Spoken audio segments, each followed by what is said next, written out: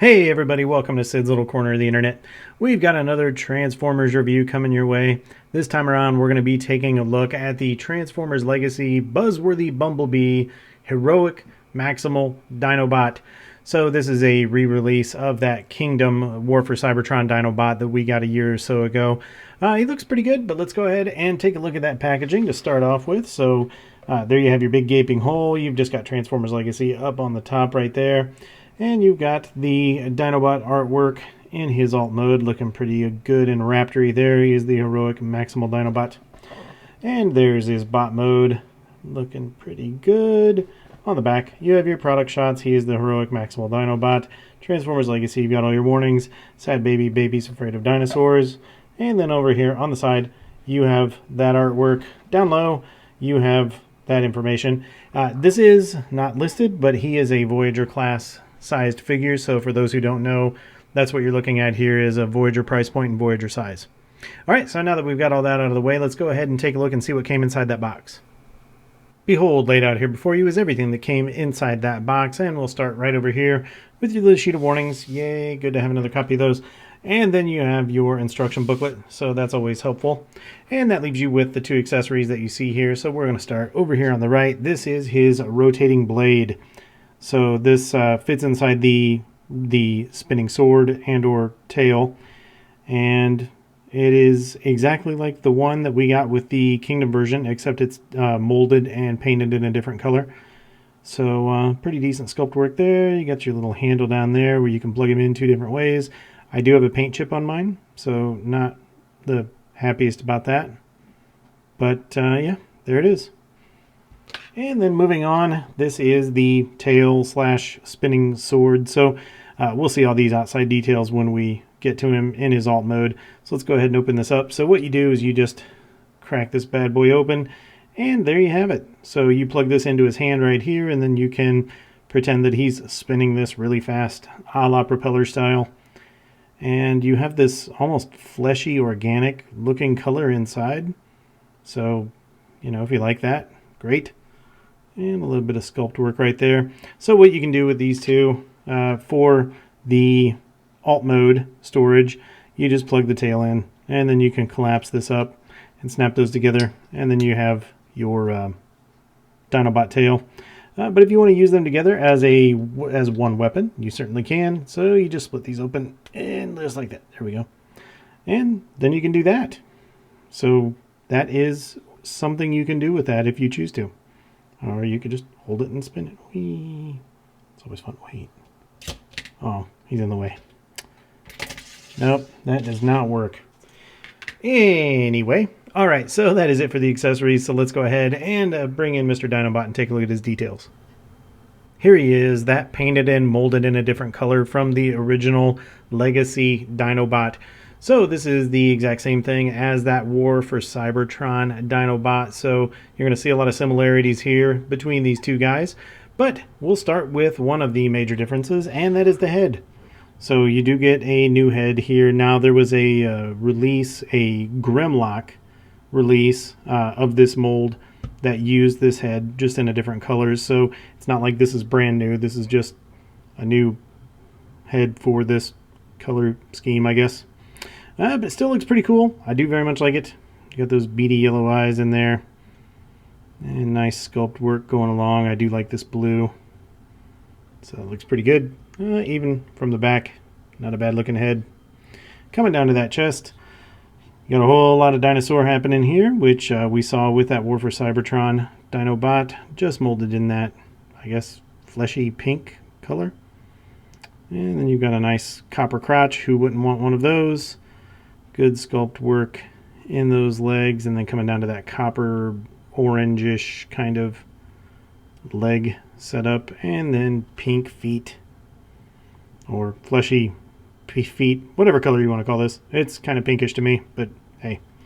Anyway, coming up the side, hey, you've got some good sculpt work coming up to those legs. He fills in nicely, so those are his little raptor arms right there. But they do a good job of filling in that center, and then just the tiniest bit of a backpack for the remainder of that tail that he doesn't use as a weapon.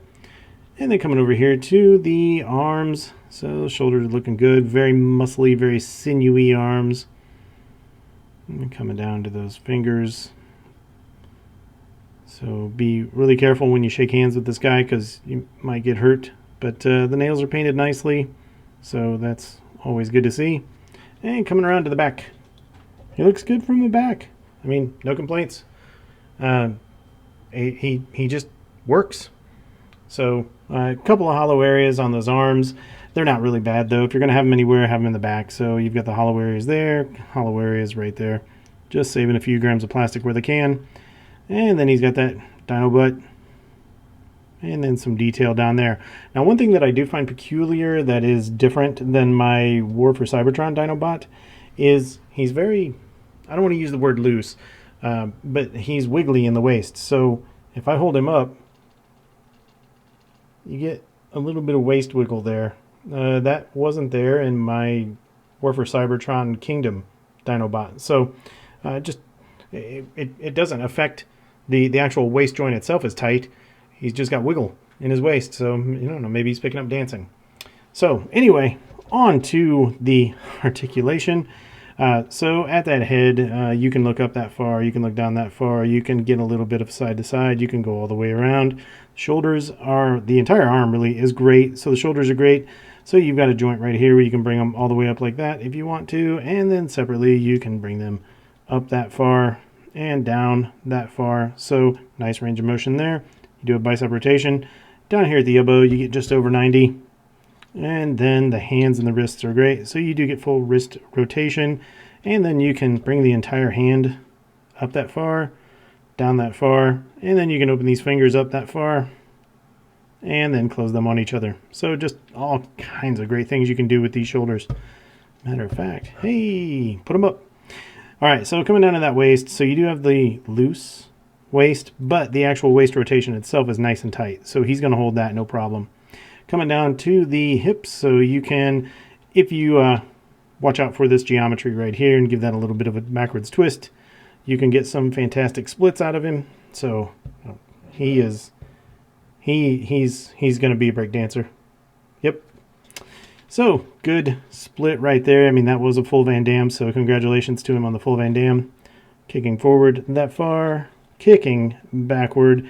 You have to spread his leg out a little bit as displayed, but you can get a back kick that far. If you have it straight, you're only going to get that much. So just something to be aware of. As we noted, he does have thigh rotation. You can go all the way around with that. If you want to chicken leg him, you can bend the knees forward that far. You can bend them back that far. And then coming down here to the feet. So the feet will go down that far. They will go up that far. You do have the heel that you can do things with if you want to do things with them. So you can push that heel out that far. I've yet to find a pose where this works, but if you do, great. And then you can push it in that far. Sorry, there's a little bit of a tight joint there. There we go. And then as far as the ankle tilt goes, he does get the tiniest bit of outside ankle tilt and then nice deep ankle tilt there. So yeah, I think he's going to be in the Michael Jackson Thriller video now. Yep, there he is. That's something. I like it. That works for me. All right, so details on this guy. He looks really good, as he did when we saw him the first time around for Kingdom, and his articulation is exactly the same, which is exemplary. So no issues with details or articulation at all there. So let's go ahead and throw some accessories on this guy and have a little bit of fun with him before we move on. Oh man, talk about having a good time. You can do some things with Dinobot. So here he is with his accessories on and the blast effects ports being utilized. So you can really have a good time with this guy. He's got all kinds of playability. This is a really good mold. I loved him in the Kingdom version, and I love him here. So as you can see, he does have the ability for the rocket boots. He's got a butt blast effect right up under there, so you can see that. These two right here are not technically the 5mm blast effect ports. They've got screws in them, but they are almost the perfect size for blast effects, so I'm going to use them.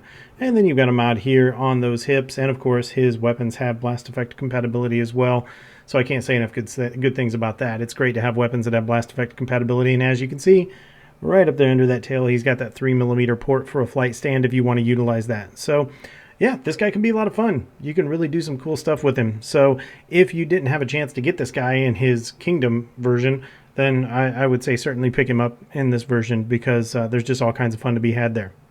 All right, so now that we've got all that out of the way, let's go ahead and get him into his Dino mode, and we'll take a look at him from there. No doubt about it, he makes for a good looking dinosaur. So this is the Dinobot in his alt mode, and just like the War for Cybertron mold mate, he looks good as a Velociraptor. They pulled this off. I mean, there's a little bit of robot kibble hanging around down under there, but for the most part, this guy's pretty convincing. So we're not going to spend a lot of time here on the details. We've seen all this with the War for Cybertron Kingdom Dinobot, but just a couple things to point out here. The eyes are a little bit different. I do like the eyes on this one a little bit more than the War for Cybertron version. Would have been nice if they would have put some nails or put some paint on these nails right here. But everything comes together really good. I like the way this guy looks. We're not going to do anything with blast effects here. Really, what you've got to work with here is just these holes, or these ports on the bottoms of his feet, which we already saw hold the weapons. And you don't really have any access to a flight stand in this mode, so not much you can do there. But as far as the articulation goes, the head is up as far as it'll go. The head will go down like that, and then as you can see, the mouth will come open, arms go all the way around. They can go back that far, and they can go down that far. Hands can go up that far, down that far, and then they can spin around. You can bring those out like that if you want to, and then you have all of your normal articulation down here. So just if you can keep the legs together, keep them from splitting there, you can bring them out if you want to do that, and bring them back in. You can give them a little bit of a twist right there, so you do have a little bit of room to wiggle that around, and then you can take them back that far in this mode, and then out that far for attacks, and then you still have that same range of motion here. You can spin that around, you can bring that down, you can do whatever you want with those claws. If you want him looking like he's going to grab something, I don't know, I guess that would be kind of cool. So yeah, there you go. And all of his joints are strong enough to hold it. So just not a whole lot to talk about here in this mode. I'll show you the underside so you can see what he looks like. They're all yogaed up. But that really is it. What you see is what you get, and it's pretty good. I mean, the pink is a little weird, but it's kind of a strange flesh tone for a dinosaur, I think. But I still like it. It still works. I do think overall the color scheme for the War for Cybertron Dinobot was better, but I do like the eyes on this guy, and I like the fact that his toenails are painted. So good stuff there. All right, so now that we got all that out of the way, we'll go ahead and we'll get into those alt mode comparisons, and we'll look at some sweet dino on dino action. For our first alt mode comparison, here we see the Legacy Dinobot next to what remains of my G1 Grimlock.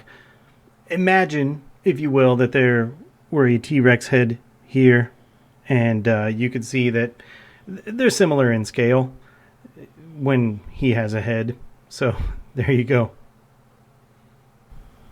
Since I don't have an original Beast Wars Dinobot for comparison here, the Beast Wars Megatron has graciously volunteered to be our comparison. This is the 2021 reissue from Walmart, but the same thing that was originally issued all those years ago. Yes, yes, that's the best Megatron impression I've got. Sorry. Just because, why not? This is the Predacon figure from Transformers Prime Beast Hunters. And last but certainly not least, this is the Legacy Dinobot mold mate.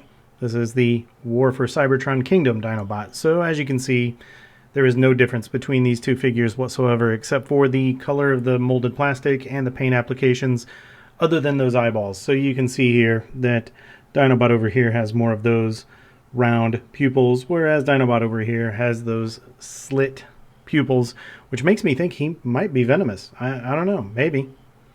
So yeah, there you go. Oh man, I can't tell by that look in his eye whether he wants to sell me some car insurance or if it's time for bot comparisons. Let's go with bot comparisons. For our first bot mode comparison, as I mentioned earlier, I unfortunately do not have a G1 Beast Wars Dinobot in my collection. I do, however, have G1 Dinobots in my collection. So for that bot mode, this is the G1 Grimlock. Coming in to represent the Transformers Beast Wars, this is the G1 Beast Wars Megatron. So this is the 2021 Walmart reissue of that original toy, but for all intents and purposes, it's the same thing. Moving on to our next comparison, this is Predacon from the Transformers Prime Beast Hunters. And for our final bot mode comparison, here we see Dinobot next to Dinobot. So on the left, of course, is that new Legacy Dinobot, and on the right is the War for Cybertron Kingdom Dinobot. And as you can see, even in bot mode here, they are exactly the same, except for those heads and the colors, of course. So there you go.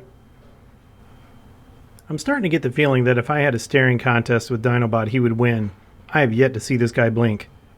Anyway, let's go ahead and get to those final thoughts. So there you have the Legacy Dinobot, and just as a brief summation, this is a fun figure with great posability, absolutely wonderful shelf presence, who just happens to already exist in the form of the War for Cybertron Kingdom Dinobot. So what you're looking at here is just a cut and paste. So that kind of drags him down a little bit for me. But if you don't already have him, then this is a great opportunity for you to pick him up. But let's go ahead and dive into those details a little bit. We'll start with the aesthetics, the overall look of the figure. He looks really good in both modes. I love his bot mode. The Dino mode looks really cool, but the bot mode is my preferred mode for this guy because he just looks so cool.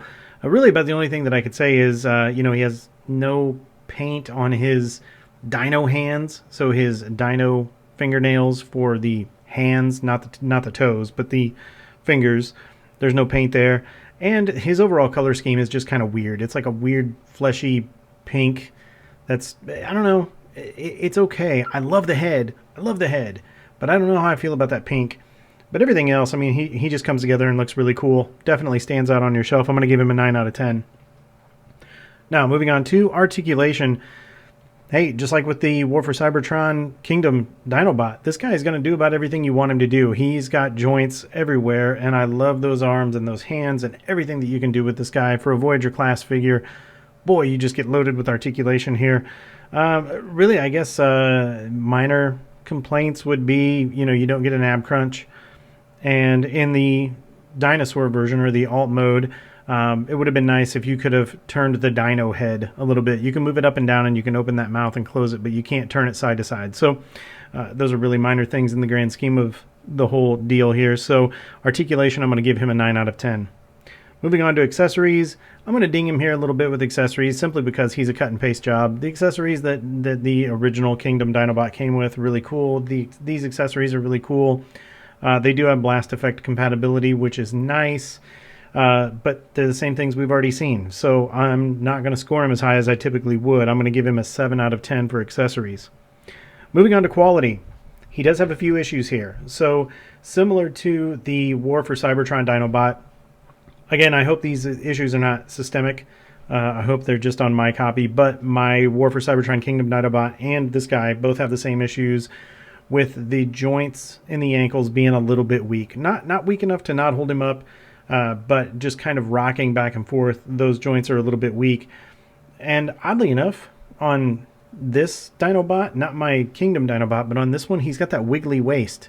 So I'm not entirely sure what's up with that, but it's not detrimental to posing or handling of the figure. It just feels like maybe some stuff has gotten loosened up over time with the molds as they've made more of these parts. Additionally, on my sword, as I mentioned earlier in the review, I do have some paint missing, so I'm not sure if the paint got scraped off, if it was just a complete miss whatsoever. But I do have a few things wrong there, so I do have a few concerns, especially seeing this as an additional run of that original figure. So I'm going to give him a 7 out of 10 on quality. I just think that there are things this time around they could have done a little bit better, particularly tightening up those ankles. So coming to our last bullet, which is overall value.